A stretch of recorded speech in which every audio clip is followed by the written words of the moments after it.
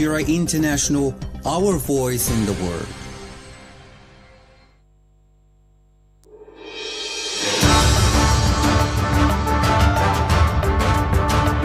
This is the English service of Radio Aljazeera International.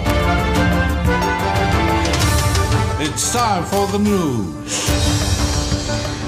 On the 10th consecutive day of the Israeli aggression against Gaza, Israeli indiscriminate strikes keep targeting different parts of Gaza, with the death toll reaching over 2,800.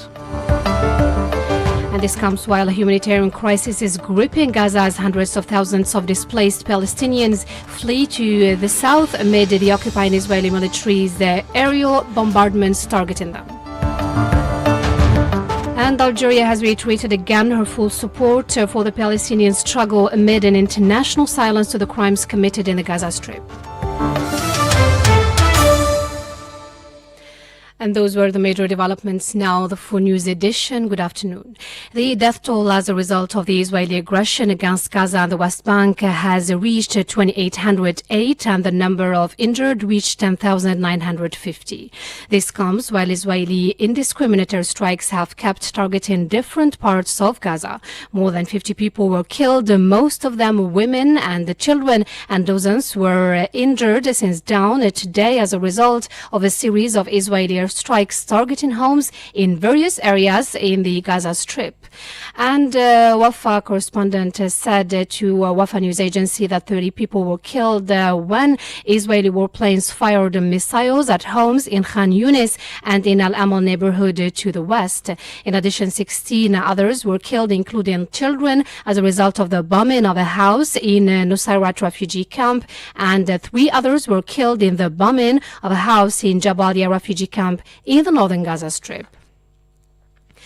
And the World Health Organization, WHO, said its surveillance system for attacks on healthcare has recorded 48 health attacks by the Israeli war machine since the start of the Israeli aggression on Gaza on October 7, which included the killings of 12 health workers and the injury of 20 others while on duty. At least 12 United Nations Relief and Works Agency for Palestine refugees staff were also killed. And in the West Bank, WHO has documented 63 attacks against health in the West Bank, including obstruction of or to delivery of health care, physical violence towards health teams, detention of health staff and ambulances, and materialized search of health assets. Earlier, Palestinian health minister has said that the situation in Gaza's hospitals is very critical, warning that Gaza is on the brink of a huge health catastrophe. Regarding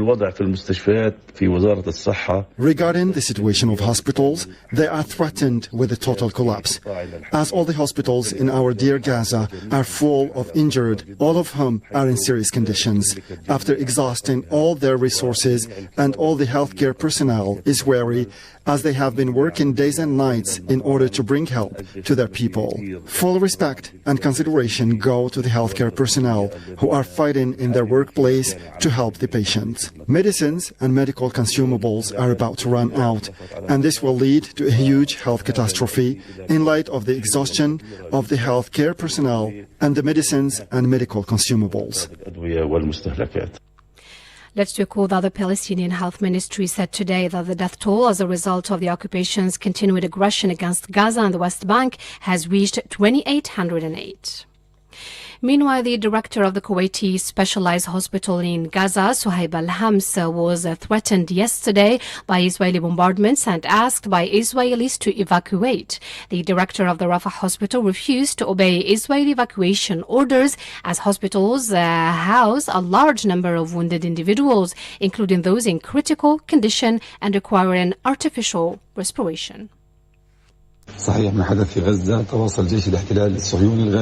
Zionist occupation forces in Gaza contacted the hospital's administration to summon us to evacuate the hospital within 2 hours. This happened at 1 p.m. today. We have refused to evacuate the hospital. It's stronger than us because we cannot leave the patients or take them out. They are numerous in addition to the healthcare staff. This is the main hospital that services the Rafah governorate, which is home to more than 500,000 inhabitants. We can can't leave our people and our patients.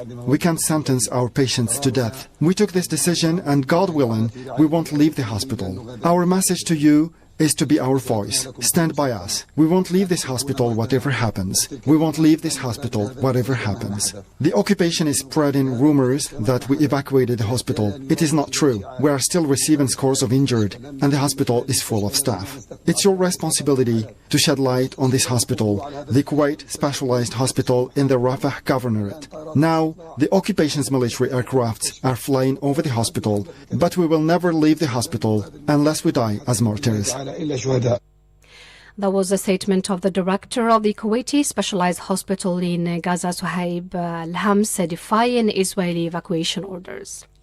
And the humanitarian crisis is gripping Gaza as hundreds of thousands of displaced Palestinians flee to the south amid the occupying Israeli military's aerial bombardment. Regarding the disastrous humanitarian situation in the Gaza Strip, political professor Kamal Hawash from London had this to say to Jamal Salmani. The Palestinians are a resilient people, but we have a reality here that none of us. First of all, water is in short supply. I heard today a person say in Gaza, or I read about it, that although they have water storage at sort of ground level, which is raised to the third floor to bring water in, the water itself is seawater, so there'll be no water for them to consume.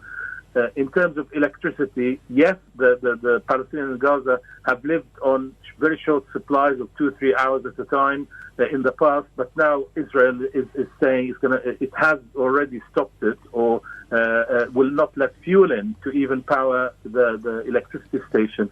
But then there's also food. It's not just about the electricity and water. And it was completely bizarre for the Israeli Prime Minister to tell the people of Gaza to leave their homes to a safer place, when in fact Gaza is under siege and they can't go anywhere. It's the most densely populated place on earth.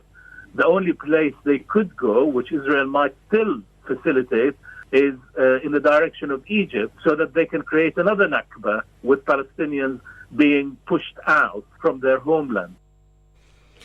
A number of countries are making arrangements to open a humanitarian corridor between the Gaza Strip and Egypt as the Israeli military is poised to launch a ground offensive against Gaza. Humanitarian crisis is deepening in the Palestinian territory. Asked about a possible opening of a humanitarian corridor, Mr. Hawash had the following.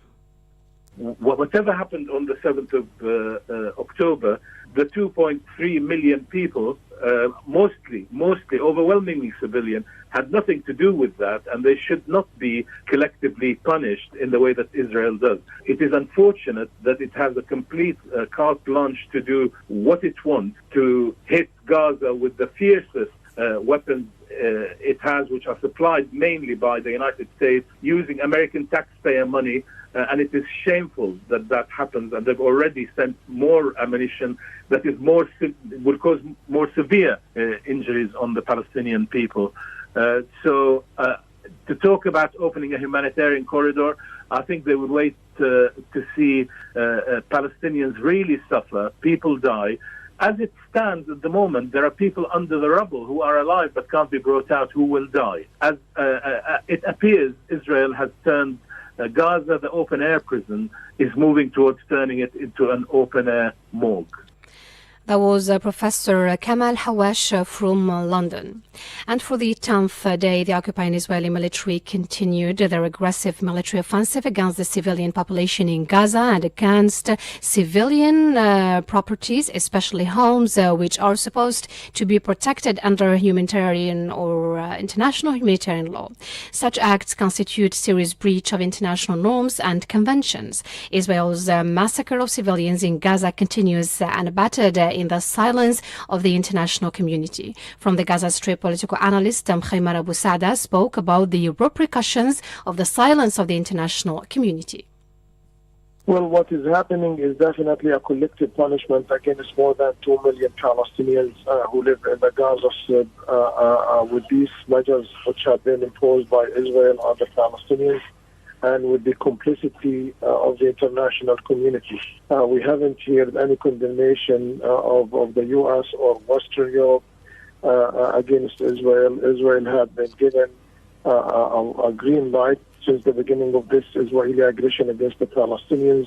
Israel has been given support and solidarity from the U.S., from Western Europe, and they are not paying attention to the suffering and the tragic situation that the Palestinian people have been experiencing for the past 9 days. I don't know what can be done to stop this, but there has to be an immediate pressure on Israel to at least have a ceasefire for a few hours, a few days, so the Palestinians are able to rescue those injured Palestinians, to be able to bury the dead bodies which are overflowing in hospitals and clinics here in Gaza. And unfortunately, the U.S. and Western Europe are not doing anything to help the Palestinians. We look forward to the Russians who have came with an initiative for an immediate ceasefire between Israel and the Palestinian resistance. And that was Khaymar Abu Saada, political analyst from Gaza Strip. Assistant Secretary General of the Arab League, Hussam Zaki, has said that the Pan-Arab Organization is working to put an end to the ongoing Zionist aggression in the Gaza Strip in order to make it possible to provide humanitarian aid to the population of the Palestinian enclave. Jamal Salmani is here with me in the studio and he will give us more details. Hi, Jamal. Hello, Asia. Yes, you're right. The Arab League official said the League's fundamental priorities are to end violence and provide humanitarian assistance to Palestinians. He also rejected calls from the apartheid Israel to displace more than 1 million Palestinians from the Gaza Strip, describing the Israeli call as a thing that cannot be tolerated, calling on the UN and the European Union to put an end to these actions.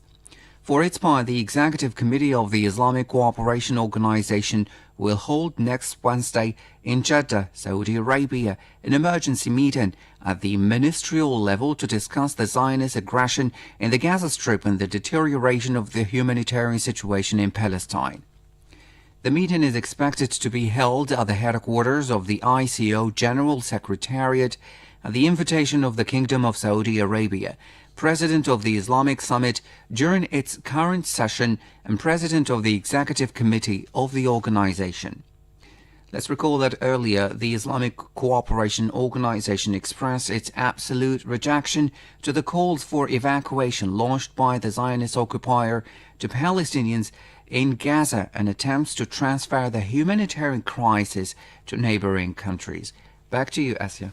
Thank you, Jamal. And the Minister of Foreign Affairs and the National Community Abroad, Ahmed Attaf, has received his Zimbabwean counterpart, who is in Algeria as part of his participation in the 20th Ministerial African Nordic Countries meeting here in Algiers. More details with Mohammed Khatel.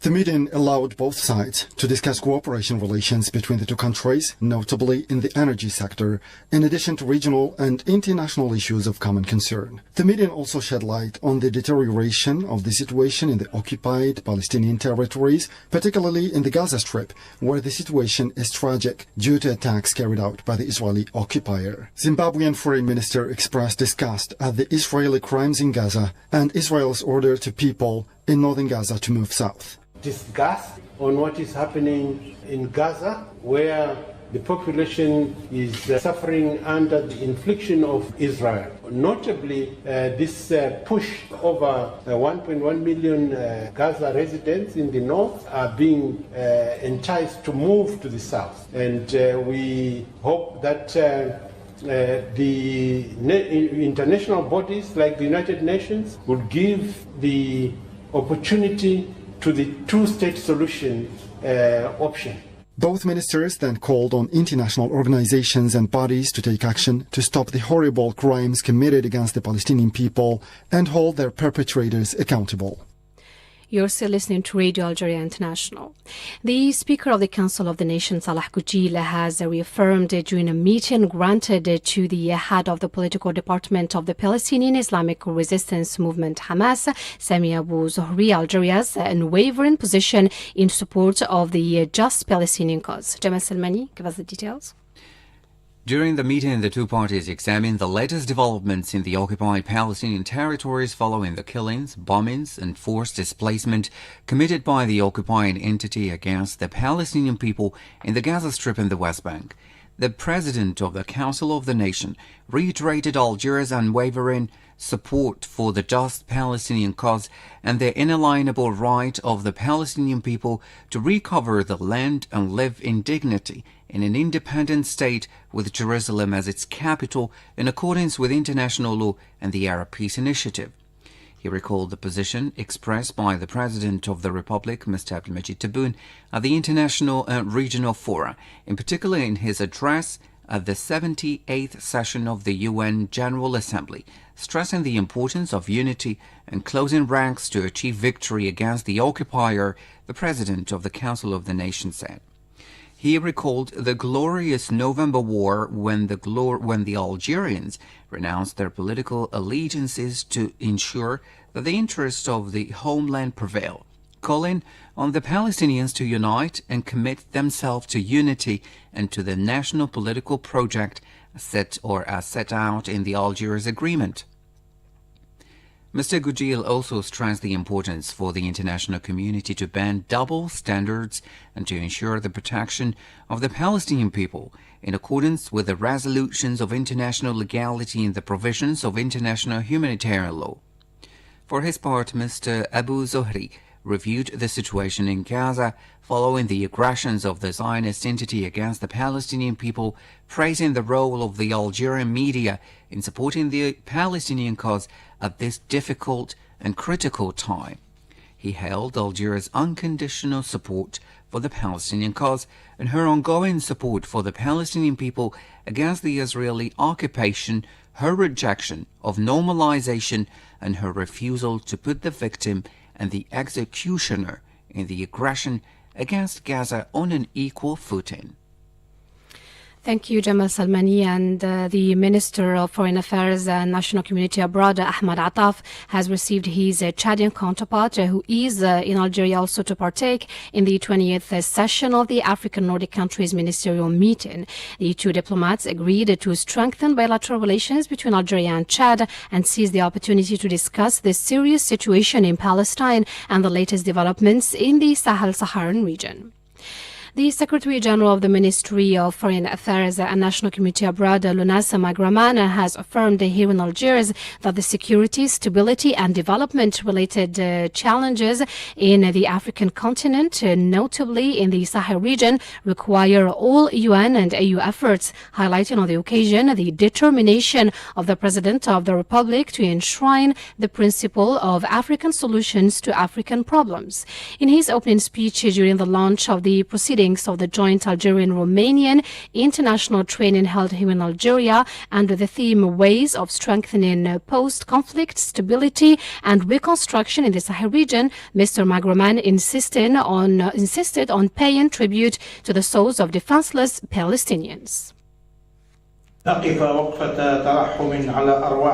pay tribute to the souls of hundreds of defenseless Palestinian martyrs in the Gaza Strip, subjected to the violations and exactions of the occupation authorities and its inhuman practices, hoping for the immediate and rapid intervention of the international community to stop the bloodshed and enable the Palestinian people to exercise its inalienable right to establish its independent state on the 1967 borders with Al-Quds as its capital. It's worth recording that the joint Algerian-Romanian international training hosted by Algeria is the third one to be held on the African continent. And Iran has warned Israel of regional escalation if the Israeli military enters Gaza for a ground invasion as the Israeli aggression on Gaza enters its second week. Iranian foreign minister said if the measures aimed at immediately stopping the Israeli attacks that are killing children in the Gaza Strip and in a deadlock, it is highly probable that many other fronts will be opened. This option is not ruled out, and this is becoming increasingly more probable, as he put it. And now to the U.S. A Palestinian-American child has been killed after being stabbed 26 times by a 71-year-old man while chanting anti-Muslim and anti-Palestinian words. The mother of the child was seriously wounded. In a press conference along with the boy's father, the president of the Council on American-Islamic Relations in Chicago, Ahmad Rehab, said the following. What we have is a murdered Palestinian child by someone who is radicalized by the environment in which we live right now that casts Palestinians as human animals. He knocked on the door and that he attempted to choke her and said, "You Muslims must die," and attempted to stab her and stabbed her, and she went to the bathroom and called 911, and this was all in her own words. Police said that a man from the state of Illinois in the United States last night stabbed the boy, and it accused the 71-year-old resident who lives about 65 kilometers southwest of Chicago of committing a hate crime against a 6-year-old child and his 32-year-old mother, saying that the two victims were targeted because of their Islamic faith. And back to the country now. The President of the Republic has affirmed during the meeting of the Council of Ministers that the 2024 finance bill should preserve the purchasing power of citizens. During the meeting, President Tebboune affirmed that the bill must preserve the purchasing power of citizens amid the increase of prices in international markets due to the current global instability. Several other sectors were at the heart of discussions and proposals made at the Council of Ministers. You're still listening to Radio Algeria International, 14 hours 51 minutes Algeria's time, and I invite you now to listen to our economic program presented by Said Bouazi. Hi and welcome to our weekly program devoted to Algerian economic news. First in the news, Finance Minister Abdelaziz Faïd has called on his department's external services such as the state's tax and property departments to modernize their performance and keep up with current developments by leading a digital revolution by the end of the current year as part of the reform policy adopted. As part of a working visit to the new tax center in Tipaza, Abdelaziz Faïd praised the state's efforts to provide modern facilities for civil servants who are expected to lead a digital revolution by the end of the year, notably by raising taxpayers' awareness to the need to support these efforts. Finance Minister Abdelaziz Faïd has said that the 2023 additional budget bill recently adopted by the National People's Assembly APN is mainly aimed at preserving the citizens' purchasing power. The 2023 additional budget bill adopted by a majority last Sunday at the APN before being presented to the Council of the Nation is aimed, in addition to preserving the citizens' purchasing power, at supporting and diversifying economic activity and improving salaries, unemployment benefits and pensions, said the minister in a statement to the press at the end of a working visit to the province of Tipaza. The Ministry of Trade and Export Promotion has announced in a press release that from November 1st, a digital platform dedicated to the withdrawal of the certificate of compliance required for the import of raw materials and products and goods intended for resale in the same state will be in operation at all its province offices. According to the press release, the aim of this platform is to bring the administration closer to economic operators, increase transparency, reduce bureaucracy, and provide faster, more efficient services by enabling operators to submit and track their requests to obtain the aforementioned document electronically. The national air company Air Algérie has inaugurated its first flight from Algiers to Douala, Cameroon, with a view to developing bilateral cooperation and opening Algeria up further to the African continent, said the spokesman for the national airline, Amin Andalusi. The opening of this route is part of the implementation of the instructions of the President of the Republic aimed at opening up Algeria to African countries and extending Air Algérie's network. In more Algerian economic news, the agricultural sector performed well during the 2022-2023 marketing year in several sectors, reflecting the interest shown by the state in this strategic sector in view of its role in boosting the national economy and achieving food security for the country, according to the government's General Policy Statement 2023. The agricultural sector is undergoing significant development. The production structures, their organization, the development plan for 2025, 2030 and 2035 with a new vision make it possible to establish positive indicators at all levels despite the difficult situation of the 2022-2023 agricultural campaign, the document indicated.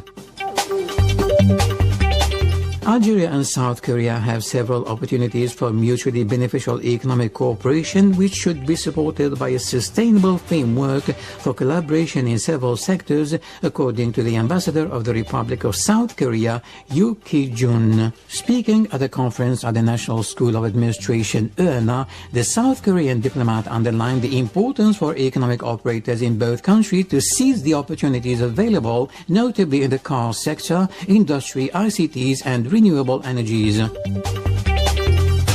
An innovative mobile system for exploring the Fugaras, developed by a team of students from the Houari Boumediene University of Science and Technology, was exhibited at the 15th Algiers Industries International Trade Fair, which ran from 9th to 12th October at the Safex Exhibition Hall here in Algiers. This innovation, for which a patent application was filed this year by the university with the National Institute of Industrial Property, INAPI, can be used to map underground galleries that are inaccessible to humans, the university said.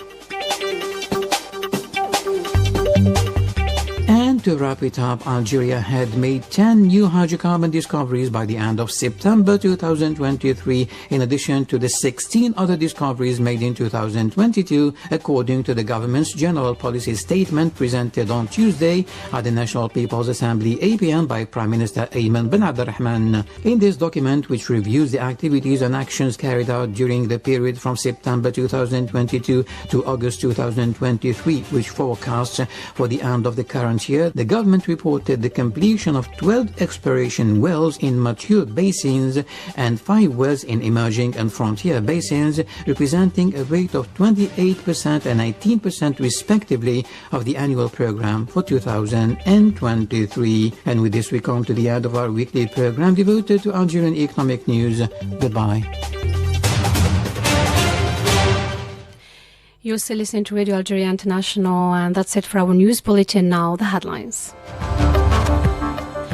On the 10th consecutive day of the Israeli aggression against Gaza, Israeli indiscriminate airstrikes keep targeting different parts of Gaza, with the death toll reaching over 2,800. And this comes while a humanitarian crisis is gripping Gaza as hundreds of thousands of displaced Palestinians flee to the south amid the occupying Israeli military's bombardments targeting them. Algeria has reiterated again her full support for the Palestinian struggle amid an international silence to the crimes committed in the Gaza Strip. Thanks, dear listeners, for being with us. Do join us tomorrow at 2:30 p.m. Algiers time for our full news edition. Goodbye. إذاعة الجزائر الدولية تنقل إليكم صوت الجزائر، تضعكم في الصورة وترسم لكم الطريق عبر محللين مختلفين.